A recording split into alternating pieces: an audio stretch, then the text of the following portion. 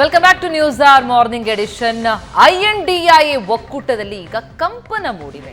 ಮೋದಿ ಮಣಿಸೋದಕ್ಕೆ ಅಂತ ಎಲ್ಲರೂ ಒಗ್ಗಟ್ಟಾಗಿ ಸಜ್ಜಾಗಿದ್ರು. ಆದರೆ ಈಗ ಪಶ್ಚಿಮ ಬಂಗಾಳದಲ್ಲಿ ಸ್ವತಂತ್ರವಾಗಿ ಸ್ಪರ್ಧಿಸ್ತೀನಿ ಅಂತ TMC ನಿರ್ಧರಿಸಿದೆ. ಕಾಂಗ್ರೆಸ್ ನಾಯಕರಿಗೆ ಸೆಡ್ ಹೊಡೆದಿದ್ದಾರೆ ಮಮತಾ ಬ್ಯಾನರ್ಜಿ. ಬಂಗಾಳದ ಎಲ್ಲಾ 42 ಕ್ಷೇತ್ರಗಳಲ್ಲಿ ಸ್ಪರ್ಧೆ ಮಾಡುವಂತೆ TMC ತೀರ್ಮಾನವನ್ನು ಕೈಗೊಂಡಿದೆ. ಕಾಂಗ್ರೆಸ್ 10ರಿಂದ 12 ಲೋಕಸಭಾ ಕ್ಷೇತ್ರಗಳಿಗೆ ಬೇಡಿಕೆ ಇಟ್ಟಿತ್ತು. ಆದರೆ ಕಾಂಗ್ರೆಸ್ ಬೇಡಿಕೆಯನ್ನ ಸಾರಾಸಗಟಾಗಿ ತಳ್ಳಿ ಹಾಕಿರುವಂಥದ್ದು TMC ನಾಯಕರು. ಮೋದಿ ಮಣಿಸುವ ಉತ್ಸಾಹದಲ್ಲೇನಿತ್ತು INDIA ಒಕ್ಕೂಟ, ಅದಕ್ಕೆ ಭಾರಿ ಹಿನ್ನಡೆಯಾಗಿದೆ. ಸೀಟು ಹಂಚಿಕೆ ಬಿಕ್ಕಟ್ಟು ಈಗ ಉಲ್ಬಣಗೊಳ್ತಾ ಇದೆ ಮೈತ್ರಿಕೂಟದಲ್ಲಿ. ಜೊತೆಗೆ ಮಮತಾ ನಿರ್ಧಾರ ಕಾಂಗ್ರೆಸ್ನ ಟೆನ್ಷನ್ ಕೂಡ ಹೆಚ್ಚಿಸಿದೆ. ಸೀಟ್ ಹಂಚಿಕೆ ಬಗ್ಗೆ TMC ಪ್ರಸ್ತಾವನೆಯನ್ನ ಕಳಿಸಿತ್ತು. ಆದರೆ ಕಾಂಗ್ರೆಸ್ ನಮ್ಮ ಪ್ರಸ್ತಾವನೆಯನ್ನ ತಿರಸ್ಕರಿಸಿದೆ. ಹೀಗಾಗಿ ನಮ್ಮದು ಏಕಾಂಗಿ ಸ್ಪರ್ಧೆ ಅಂತ ಮಮತಾ ತಮ್ಮ ನಿರ್ಣಯವನ್ನು ತಿಳಿಸಿದ್ದಾರೆ. ನಾವು ಬಂಗಾಳದಲ್ಲಿ ಏಕಾಂಗಿಯಾಗಿ ಸ್ಪರ್ಧಿಸುವುದಕ್ಕೆ ನಿರ್ಧರಿಸಿದ್ದೇವೆ.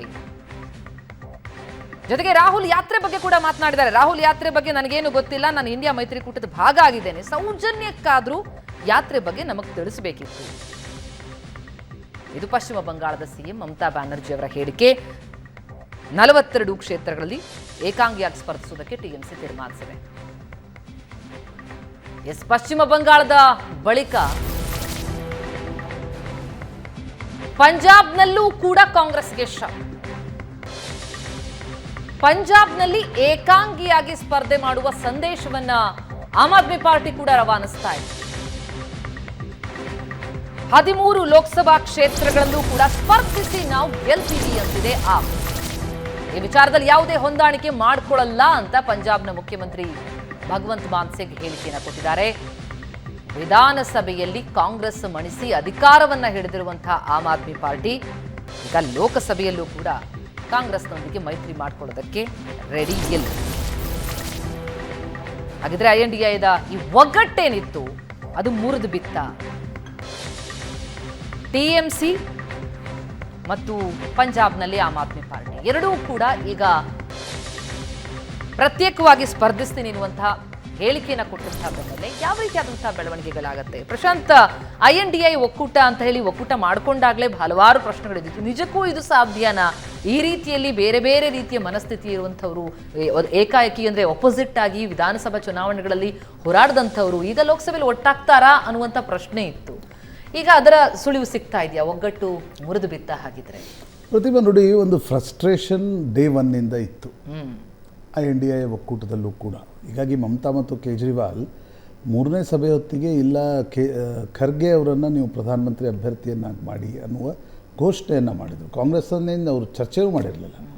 ಆಗಲೇ ಅರ್ಥ ಆಗಿತ್ತು ಮಮತಾ ಮತ್ತು ಕೇಜ್ರಿವಾಲ್ ಈ ಒಕ್ಕೂಟದಲ್ಲಿ ಜಾಸ್ತಿ ದಿನ ಇರೋಲ್ಲ ಅಂತಕ್ಕಂಥದ್ದು. ಈಗ ಮಮತಾ ಬ್ಯಾನರ್ಜಿ ಚುನಾವಣೆಯ ಹೊಸ್ತಿಲಲ್ಲಿ, ಅದು ಇವತ್ತು ನ್ಯಾಯ ಯಾತ್ರೆ ರಾಹುಲ್ ಗಾಂಧಿಯವರದ್ದು ಪಶ್ಚಿಮ ಬಂಗಾಳದ ಗಡಿಯನ್ನು ತಲುಪುತ್ತೆ. ಅಸ್ಸಾಂನಿಂದ ವೆಸ್ಟ್ ಬೆಂಗಾಲ್ಗೆ ಬರುತ್ತೆ. ಅವತ್ತೇ ಮಮತಾ ಬ್ಯಾನರ್ಜಿ ಘೋಷಣೆ ಮಾಡಿದ್ದಾರೆ 42ಕ್ಕೆ 42 ಸೀಟ್ಗಳಲ್ಲಿ ನಾವೇ ಸ್ಪರ್ಧೆ ಮಾಡ್ತೀವಿ ಅಂತಕ್ಕಂಥ 2-3 ಕಾರಣಗಳು ಸ್ಪಷ್ಟವಾಗಿ ಗೋಚರಿಸ್ತಾವೆ. ನೋಡಿ, ಕಾಂಗ್ರೆಸ್ ಕಳೆದ ಬಾರಿ 2 ಸೀಟ್ಗಳನ್ನು ಗೆದ್ದಿತ್ತು. ಒಂದು ಬೆಹರಾಂಪುರ್, ಒಂದು ಮಾಲ್ಡಾ ಸೌತ್. ಮಾಲ್ಡಾ ಕ್ಷೇತ್ರ ಮೊದಲಿಂದಲೂ ಗೆಲ್ತಾ ಇದೆ, ಬೆಹರಾಂಪುರು ಕಾಂಗ್ರೆಸ್ ಗೆಲ್ತಾ ಇದೆ. ಜಂಗೀಪುರ ಒಂದು 2014ರಲ್ಲಿ ಗೆದ್ದಿತ್ತು. 19ರಲ್ಲಿ ಪ್ರಣಬ್ ಮುಖರ್ಜಿ ಪುತ್ರ ಆ ಒಂದು ಕ್ಷೇತ್ರವನ್ನು ಕೂಡ ಸೋತರು. ಈಗ 2 ಕ್ಷೇತ್ರಗಳಿವೆ. ಮಮತಾ ಏನು ಹೇಳ್ತಿದ್ದಾರೆ, ನಾನು 2 ನಿಮ್ಮ ಕ್ಷೇತ್ರ ಇವೆ, ನಿಮ್ಮ 2 ಕ್ಷೇತ್ರ ಕೊಡ್ತೀನಿ.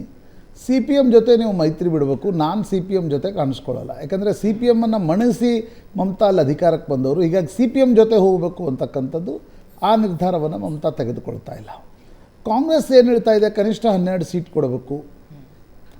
ಮಮತಾ ಕೇಳುವ ಪ್ರಶ್ನೆ ಏನು? ಈಗ ನೋಡಿ, ವೋಟ್ ಶೇರ್ ನೀವು ತೆಗೆದು ನೋಡಿ. 2019ರ ಲೋಕಸಭಾ 21ರ ವಿಧಾನಸಭಾ ಚುನಾವಣೆಯಲ್ಲಿ ಕಾಂಗ್ರೆಸ್ನ ವೋಟ್ ಶೇರ್ ಎಷ್ಟು? 3%. 19ರ ಲೋಕಸಭೆಯಲ್ಲಿ ಕಾಂಗ್ರೆಸ್ನ ವೋಟ್ ಶೇರ್ ಎಷ್ಟು? 6%. CPMದೆಷ್ಟು? 6%. ಆದರೆ 8% ಜೊತೆಗಿರ್ತಕ್ಕಂಥ ಒಂದು ಪಾರ್ಟಿಗಳಿಗೆ 12 ಸೀಟು 14 ಸೀಟು ಬಿಟ್ಟು ಕೊಡ್ಲಿಕ್ಕೆ ಮಮತಾ ತಯಾರಿಲ್ಲ. ಬಿಕಾಸ್ ಮಮತಾ 48% ವೋಟ್ ಶೇರನ್ನು ವಿಧಾನಸಭೆಯಲ್ಲಿ ತೆಗೆದುಕೊಂಡಿದ್ರೆ ಲೋಕಸಭೆಯಲ್ಲಿ 43% ವೋಟ್ ಶೇರ್ ಇದೆ. ಹೀಗಾಗಿ ಮಮತಾ ಅದಕ್ಕೆ ನೋಡಿ, ಮಮತಾಗಿರ್ತಕ್ಕಂಥ ಇನ್ನೊಂದು ಥ್ರೆಟ್ ಅಂದರೆ ಏನು ಅಂತಂದರೆ, ನೀವು ಕಾಂಗ್ರೆಸ್ ಮತ್ತು ಸಿ ಪಿ ಎಮ್ಗೆ ಸರಿಯಪ್ಪ ಮೋದಿಯವರನ್ನು ತಡೆಯೋದಕ್ಕೋಸ್ಕರ ನಾವು ಮೈತ್ರಿ ಮಾಡ್ಕೊಳ್ಬೇಕು ಅನ್ನೋದಕ್ಕೆ ಹೋಗಿ ಕಾಂಗ್ರೆಸ್ ಸಿ ಪಿ ಎಮ್ಮನ್ನು ಲೋಕಸಭಾ ಚುನಾವಣೆಯಲ್ಲಿ ಹೆಚ್ಚು ಸೀಟ್ ಕೊಟ್ಟರೆ ಮುಂದಿನ ವಿಧಾನಸಭಾ ಚುನಾವಣೆಯಲ್ಲಿ ಮಮತಾ ಕುತ್ತಿಗೆಗೆ ಅದು ಬರುತ್ತೆ. ನಿಜ. ಮಮತಾ ಒಂದು ಏಕಚಕ್ರಾಧಿಪತ್ಯವನ್ನು ಮುಂದುವರಿಸ್ತಾ ಇರುವಾಗ ಅಕ್ಕಪಕ್ಕದಲ್ಲಿ ಸೀಟ್ ಹಾಕಿ ಸಿ ಪಿ ಎಮ್ ಮತ್ತು ಕಾಂಗ್ರೆಸ್ಸಿಗೆ ಕೊಡಬೇಕು ಅಂತಕ್ಕಂಥದ್ದನ್ನು ನಿರೀಕ್ಷೆ ಮಾಡೋದೇ ತಪ್ಪು. ಇದು ಡೇ ಒನ್ನಿಂದ ಸ್ಪಷ್ಟ ಇತ್ತು. ಮಮತಾ ಬ್ಯಾನರ್ಜಿ INDA ಒಕ್ಕೂಟದಲ್ಲಿ ನಾಮಕೆ ವಾಸ್ತೆ ಇರ್ತಾರೆ, ಸೀಟ್ ಹಂಚಿಕೆವರೆಗೆ ಇರೋಲ್ಲ. ಯಾಕೆ? ಮೊದಲೇ ಬೇಡ ಅನ್ಬೋದಿತ್ತು ಅನ್ನೋ ಪ್ರಶ್ನೆ ಬರ್ಬೋದು. ಮೊದಲೇ ಬೇಡ ಅಂದಿದ್ರೆ ಕಾಂಗ್ರೆಸ್ ಮಮತಾ ಬ್ಯಾನರ್ಜಿ ಮೇಲೆ BJPಯ B ಟೀಮ್ ಅನ್ನುವ ಆರೋಪ ಹೊರಿಸ್ತಾ ಇತ್ತು. ಮಮತಾ ಬ್ಯಾನರ್ಜಿ ಏನು ಮಾಡಿದರು? INDA ಒಕ್ಕೂಟ ಸೇರಿದರು. ಹಂತವಾಗಿ 4-5 ಸಭೆಗಳ ಪಾಟ್ನಾಗೆ ಹೋದರು, ಬೆಂಗಳೂರಿಗೆ ಹೋದರು, ಬಾಂಬೆಗೆ ಹೋದರು, ದಿಲ್ಲಿಗೆ ಹೋದರು. ಆದರೆ ಸೀಟ್ ಹಂಚಿಕೆಯ ಪ್ರಶ್ನೆ ಬಂದಾಗ ಮಮತಾ ಬ್ಯಾನರ್ಜಿ ಬ್ಯಾಕ್ ಟ್ರ್ಯಾಕ್ ಮಾಡಿದ್ದಾರೆ. ಬಟ್ ಕಾಂಗ್ರೆಸ್ಸಿಗೆ ಗೊತ್ತಿರಲಿಲ್ಲ ಅಂದ್ರೆ ಇದರ ಸಾಮರ್ಥ್ಯ ಏನು ಅಲ್ಲಿ ಪಶ್ಚಿಮ ಬಂಗಾಳದಲ್ಲಿ ಅಂತ ಗೊತ್ತಿದೆ TMC. ಹಾಗಿದ್ದು ಕೂಡ ಇಂಥ ಬೇಡಿಕೆ ಏನಂದ್ರೆ ಅದು ಯಾವುದು ಪೂರೈಕೆಯಾಗಲ್ವೋ ಅಂತ ಬೇಡಿಕೆನ ಯಾಕೆ ಇಡ್ತು ಅಂತ ಕಾಂಗ್ರೆಸ್ಗೂ ಕಾಂಗ್ರೆಸ್ಗೂ ಸಮಸ್ಯೆ ಇರ್ತಕ್ಕಂಥದ್ದು ನೋಡಿ. ಮಮತಾ ಸಮಸ್ಯೆ ಏನು ಅಂತಂದರೆ ಆ್ಯಂಟಿ BJP ವೋಟನ್ನು ಏನು CPM ತೆಗೆದುಕೊಳ್ಳುತ್ತೆ, ಅದು ನೀವು CPMನ್ನು ಮೈತ್ರಿಯ ತೆಕ್ಕೆಗೆ ತೆಗೆದುಕೊಂಡ್ರೆ ಆ್ಯಂಟಿ ಮಮತಾ ವೋಟ್ ಏನಿದೆ ಅದು BJP ಕಡೆ ಶಿಫ್ಟ್ ಆಗಿಬಿಡುತ್ತೆ. ಮಮತಾಗೆ ಅನಿಸ್ತಾ ಇರ್ತಕ್ಕಂಥದ್ದು 5-8% ವೋಟನ್ನು ಏನು ಕಾಂಗ್ರೆಸ್ CPM ಒಡೆಯುತ್ತೆ, that is sure anti Mamata. But ಅದು BJP ಕಡೆ ಹೋಗಬಾರದು ಅಂತಕ್ಕಂಥದ್ದು ಕೂಡ ಮಮತಾ ಮನಸ್ಸಿನಲ್ಲಿ ನಿಶ್ಚಿತವಾಗಿರುತ್ತೆ. ಕಾಂಗ್ರೆಸ್ಗಿರ್ತಕ್ಕಂಥ ಸಮಸ್ಯೆ ಏನು ಅಂತಂದರೆ ಮಮತಾ ಯಾವುದೇ ಕ್ಷಣದಲ್ಲಿ ಕೈ ಬಿಡ್ಬೋದು. ಅಟ್ಲೀಸ್ಟ್ CPM ಜೊತೆಗಾದರೂ ಇದೆ, CPM ಒಂದು ಕ್ಯಾಡರ್ ಇದೆ. ಜೊತೆಗೆ ನನಗನ್ಸುತ್ತೆ 2 ಸೀಟಿಗೆ ಒಪ್ಕೊಂಡ್ರೆ ಪಶ್ಚಿಮ ಬಂಗಾಳದಲ್ಲಿ ನಿಧಾನವಾಗಿ ಮಮತಾ ಬ್ಯಾನರ್ಜಿ ಕಾಂಗ್ರೆಸ್ಸನ್ನು ಸ್ವಲ್ಪ ಆದರೂ ಕಾಂಗ್ರೆಸ್ ಉಳಿದುಕೊಂಡಿದೆ, ಅದನ್ನು ಕೂಡ ಆ ಒಂದು ಸ್ಪೇಸ್ ಕೂಡ ಮಮತಾ ಬ್ಯಾನರ್ಜಿ ತೆಗೆದುಕೊಂಡು ಬಿಡ್ತಾರೆ. ಈಗ ಕಾಂಗ್ರೆಸ್ನ ಸ್ಥಳೀಯ ನಾಯಕರಿಗೆ 2 ಸೀಟ್ನ ಆಫರ್ ಒಪ್ಪಿಗೆ ಇಲ್ಲ. ಕೇಂದ್ರದ ನಾಯಕರಿಗೆ ಒಪ್ಪಿಗೆ ಇರ್ಬೋದು ಏನೋ, ಕೇಂದ್ರದ ನಾಯಕರಿಗೆ ಅನಿಸ್ತಾ ಇರ್ಬೋದು ಮಮತಾ ಜೊತೆಗಿರಲಿ ಅಂತ. ಆದರೆ ಸ್ಥಳೀಯ ನಾಯಕರಿಗೆ ಅಧೀರ್ ರಂಜನ್ ಚೌಧರಿ, ದೀಪಾ ದಾಸ್ ಮುನ್ಷಿ, ಮಾಲ್ಡಾ ಸೌತ್ನ MP ಇದ್ದಾರೆ ಚೌಧರಿ, ಅವ್ರಿಗೆಲ್ಲ ಯಾವುದೇ ಕಾರಣಕ್ಕೂ ಕೂಡ they don't want to align with Mamata Banerjee. Because ಕಾಂಗ್ರೆಸ್ನ ಅಸ್ತಿತ್ವ ಇರೋದೇ ಆಂಟಿ ಮಮತಾ ಕಾರಣದಿಂದ. ಹೀಗಾಗಿ ಗೊಂದಲ ಇದೆ ಅಂತ. ಪಂಜಾಬ್ ಬರೋದಾದ್ರೆ ಪಂಜಾಬ್ನ ವಿಚಾರ ಸೇಮ್ ಇನ್ ಪಂಜಾಬ್ ನೋಡಿ. Congress is a third force in West Bengal. ಪಂಜಾಬ್ನಲ್ಲಿ Congress as far as vote share is concern 2ನೇ ಸ್ಪೇಸಲ್ಲಿದೆ. ಕಾಂಗ್ರೆಸ್ 13ರಲ್ಲಿ 8 ಸಿಟ್ಟಿಂಗ್ ಮೆಂಬರ್ ಇದ್ದರು, 8 ಸೀಟನ್ನು ಕೇಳ್ತಾ ಇದೆ. ನೋಡಿ, ಆಮ್ ಆದ್ಮಿ ಪಾರ್ಟಿಗೂ ಒಟ್ಟು ನಿಮಗೆ ಅವ್ರಿಗೆ ಸ್ಪೇಸ್ ಎಷ್ಟು ಸಿಗುತ್ತೆ? 13 ಪಂಜಾಬ್ನಲ್ಲಿ, 7 ದಿಲ್ಲಿಯಲ್ಲಿ. ಅಂದರೆ 20 ಸೀಟ್ನಲ್ಲೇ ಆಮ್ ಆದ್ಮಿ ಪಾರ್ಟಿ ಒಂದು ಸ್ಟ್ರೈಕ್ ರೇಟ್ 70% ಇತ್ತು ಅಂದ್ಕೊಂಡ್ರು ಒಂದು 14 ಸೀಟ್ವರೆಗೆ ತಲುಪ್ಬೋದು. ಅದರಲ್ಲೂ ನೀವು ಕಾಂಗ್ರೆಸ್ ಕೊಡಿ ಅಂತಂದರೆ ಆಮ್ ಆದ್ಮಿ ಪಾರ್ಟಿ ಎಲ್ಲಿಂದ ಕೊಡುತ್ತೆ? ಒಂದು, ಯಾಕಂದರೆ ತನ್ನ ಅಸ್ತಿತ್ವದ ಪ್ರಶ್ನೆ ಇದೆ. 2ನೇದು ಕಾಂಗ್ರೆಸ್ ನಾಯಕತ್ವಹೀನವಾಗಿ ಪಂಜಾಬ್ನಲ್ಲಿ ಕಾಣಿಸ್ಕೊಳ್ತಾ ಇದೆ. ಕ್ಯಾಪ್ಟನ್ ಅಮರಿಂದರ್ ಸಿಂಗ್ ಹೋದರು, ಸಿದ್ದು ಜೈಲ್ ಸೇರಿ ನಂತರ ಅನಾರೋಗ್ಯ ಪೀಡಿತರಾದರು. ಈ ಒಂದು ಚರಣ್ಜೀತ್ ಸಿಂಗ್ ಚನ್ನಿ ಏನು ದಲಿತ ಮುಖ್ಯಮಂತ್ರಿ ಇದ್ರು, ಮೊದಲು ಸೋತರು, ಅವರು ಕೆನಡಾಗೆ ಹೋಗಿ ಕೂತಿದ್ದಾರೆ. ಕಾಂಗ್ರೆಸ್ ಬಳಿಯಲ್ಲಿ ನಾಯಕತ್ವ ಇಲ್ಲ ಸ್ಥಳೀಯವಾಗಿ. ಅನಗತ್ಯವಾಗಿ ಕಾಂಗ್ರೆಸ್ಸಿಗೆ ಸೀಟ್ ಕೊಟ್ಟು ಆಮ್ ಆದ್ಮಿ ಪಾರ್ಟಿ ತನ್ನ ಪ್ರತಿಸ್ಪರ್ಧಿಯನ್ನು ಯಾಕೆ ಬೆಳೆಸುತ್ತೆ? ಹಾಗಾಗಿ ಭಗವಂತ ಮಾನ್ ಹೇಳ್ತಿದ್ದಾರೆ ಪಂಜಾಬ್ನಲ್ಲಿ ಸೀಟ್ ಕೊಡ್ಲಿಕ್ಕೆ ಸಾಧ್ಯ ಇಲ್ಲ. ಇನ್ನು ನೀವು ದಿಲ್ಲಿಗೆ ಬಂದರೆ 2014ರಲ್ಲಿ ಶೀಲಾ ದೀಕ್ಷಿತ್ ಸರ್ಕಾರ ಹೋದ ನಂತರ 13ರ ಚುನಾವಣೆ, 2013ರ ಚುನಾವಣೆ, 15 ವರ್ಷ ಶೀಲಾ ದೀಕ್ಷಿತ್ ಮುಖ್ಯಮಂತ್ರಿ ಆಗಿದ್ದರು. ಕಾಂಗ್ರೆಸ್ ಹೋದ ಮೇಲೆ ಅಲ್ಲಿ ಕಾಂಗ್ರೆಸ್ನ ಅಸ್ತಿತ್ವವೇ ಇಲ್ಲ. ಶಾಸಕರಿಲ್ಲ, ಸಂಸದರಿಲ್ಲ, ಕೇಡರ್ಗಳು ಅಲ್ಲಿ ಇಲ್ಲಿ ಡಿಸ್ಪ್ಲೇಸ್ಡ್ ಆಗಿದ್ದಾರೆ. ಕಾಂಗ್ರೆಸ್ಗೆ ಯಾಕೆ ಆಮ್ ಆದ್ಮಿ ಪಕ್ಷ ದಿಲ್ಲಿಯಲ್ಲಿ ಸೀಟ್ಗಳನ್ನು ಕೊಡುತ್ತೆ? 7 ಸೀಟ್ಗಳನ್ನು ಯಾಕೆ ನೀರೆರಿಯೋದು? ನೋಡಿ, ಕಾಂಗ್ರೆಸ್ನ ಪ್ರಾದೇಶಿಕ ಪಕ್ಷಗಳು ಇರ್ತಕ್ಕಂಥ ಆತಂಕವನ್ನು ನೀವು ಗಣನೆಗೆ ತೆಗೆದುಕೊಳ್ಳಿ.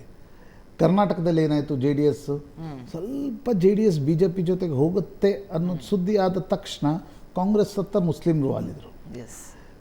ನಿಮಗೆ ಪಕ್ಕದ ತೆಲಂಗಾಣದಲ್ಲಿ ಚಂದ್ರಶೇಖರ್ ರಾವ್ BJP ಮಧ್ಯೆ ಒಂದು ಎಲ್ಲೋ ಗುಫ್ತಗೂ ಇದೆ ಅನ್ನುವ ಕಾರಣಕ್ಕೋಸ್ಕರ ಮುಸ್ಲಿಮರು ಸಾರಾಸಗಟಾಗಿ ಕಾಂಗ್ರೆಸ್ನತ್ತ ಶಿಫ್ಟ್ ಆದ.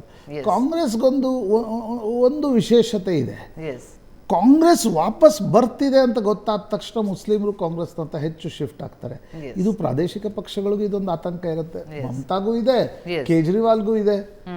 ನಾವು ಯಾಕೆ ಮುಂದೆ ನಿಂತು ಕಾಂಗ್ರೆಸ್ಸಿಗೆ ನೀರೆರಿಬೇಕು? ಮೋದಿಯನ್ನ ವಿರೋಧ ಮಾಡೋಣ, ಆದರೆ ಕಾಂಗ್ರೆಸ್ಗೆ ಯಾಕೆ ನೀರಿರಬೇಕು ಅನ್ನುವ ಪ್ರಶ್ನೆ Yes. ಎಲ್ಲ ಪ್ರಾದೇಶಿಕ ಪಕ್ಷಗಳಲ್ಲೂ ಇರುತ್ತೆ. ಯಾಕಂದ್ರೆ ಬಿಜೆಪಿ ಪ್ರಾದೇಶಿಕ ಪಕ್ಷಗಳ ಓಟ್ಗಳನ್ನು ತೆಗೆದುಕೊಳ್ಳಲ್ಲ, ಎಸ್, ಶತ್ರುವಿನ ಶತ್ರು ಮಿತ್ರ ಆಗ್ತಾರೆ ಅಂತಂದ್ರೆ ಎಲ್ಲಾ ಕಡೆ ಎದುರಿಸುತ್ತೆ ಬಿಜೆಪಿ. Yes. ಆದರೆ ಕಾಂಗ್ರೆಸ್ ಹಾಗಲ್ಲ. ಕಾಂಗ್ರೆಸ್ ನಿಧಾನವಾಗಿ ಗಟ್ಟಿಯಾದ್ರೆ yes, it will take into the pie of regional parties. ಅದನ್ನ ಪ್ರಾದೇಶಿಕ ಪಕ್ಷಗಳಿಗೆ ಆತಂಕವೂ ಕೂಡ ಇದೆ. ಈಗ ಒಂದ್ ಕಡೆ ಕಾಂಗ್ರೆಸ್ ಬಿಜೆಪಿಯನ್ನು ಎದುರಿಸಬೇಕು, ಎಸ್, ಮಿತ್ರ ಪಕ್ಷಗಳನ್ನು ಎದುರಿಸಬೇಕು ಅನ್ನುವ ಸ್ಥಿತಿಗೆ ಬಂದು ನಿಂತಿದೆ. Okay, wonderful. ಇದು ಈ ಎರಡೂ ರಾಜ್ಯಗಳಲ್ಲಷ್ಟೇ ಅಲ್ಲ, ಇದು ಇನ್ನುಳಿದ ಅತ್ತ ಒಕ್ಕೂಟದ ದರಿ ಇತ್ತ ಪುಲಿ ಅಂತ ಒಂದು ಗಾದೆ ಇದೆ ಅಲ್ವಾ. ಎಸ್, ಅದು ಬಿಜೆಪಿ ಒಂದು ಕಡೆ ಕಾಂಗ್ರೆಸ್ ಅನ್ನ ಎದುರಿಸುತ್ತೆ, ಪ್ರಾದೇಶಿಕ ಪಕ್ಷಗಳು ಒಂದ್ ಕಡೆ ಕಾಂಗ್ರೆಸ್ ಗಟ್ಟಿ ಆಗಬಾರ್ದು, ನಮ್ಮ ಜೊತೆಗಿರ್ಲಿ, Yes. ಗಟ್ಟಿ ಆಗಬೇಡಿ. ಎಸ್, ಇದು ಬೇರೆ ಬೇರೆ ಒಕ್ಕೂಟದಲ್ಲಿರುವಂತಹ ಇನ್ನುಳಿದ ಪಕ್ಷಗಳ ಮೇಲೂ ಕೂಡ ಯಾವ ರೀತಿ ಪರಿಣಾಮ ಬೀರುತ್ತೆ ಅನ್ನೋದಕ್ಕೆ ಬಹುಶಃ ಮುಂದಿನ ದಿನಗಳಲ್ಲಿ ಉತ್ತರ ಸಿಗುತ್ತೆ ಅನ್ಸುತ್ತೆ. ಈಗ ಒಂದು ಕ್ವಿಕ್ ಬ್ರೇಕ್ನ ಸಮಯ ಆಗ್ತಾ ಇದೆ. ಬ್ರೇಕ್ ಆದ್ಮೇಲೆ ಬಿಹಾರದ ರಾಜಕೀಯದಲ್ಲಿ ಏನಾಗ್ತಾ ಇದೆ, ಅಲ್ಲೊಂದು ಮಿಂಚಿನ ಸಂಚಲನ ಆಗಿದೆ. ದಿಢೀರಂತ ರಾಜ್ಯಪಾಲರನ್ನ ಭೇಟಿಯಾಗಿದ್ದಾರೆ ನಿತೀಶ್ ಕುಮಾರ್. ಯಾಕೆ, ಏನು ಕತೆ ಹೇಳ್ತೀವಿ ಕ್ವಿಕ್ ಬ್ರೇಕ್ ಆದ್ಮೇಲೆ.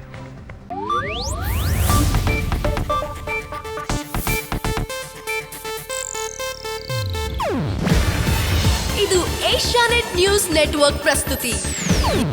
ನೀವು ನೋಡ್ತಿದ್ದೀರಾ ಏಷ್ಯಾನೆಟ್ ಸುವರ್ಣ ನ್ಯೂಸ್.